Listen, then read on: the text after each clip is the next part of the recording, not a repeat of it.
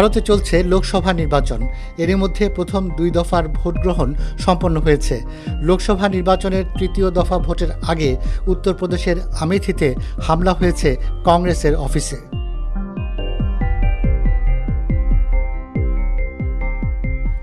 হামলার পাশাপাশি সেখানে বেশ কয়েকটি গাড়িও ভাঙচুর করা হয়েছে।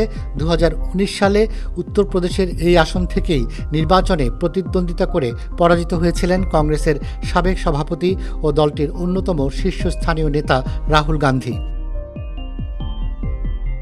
তবে এবার তিনি অন্য আসন থেকে নির্বাচনে লড়ছেন। জানা গেছে, রোববার মধ্যরাতে উত্তরপ্রদেশের আমেথিতে কংগ্রেস পার্টির অফিসে হামলা চালিয়েছে অজ্ঞাত পরিচয় দুর্বৃত্তরা।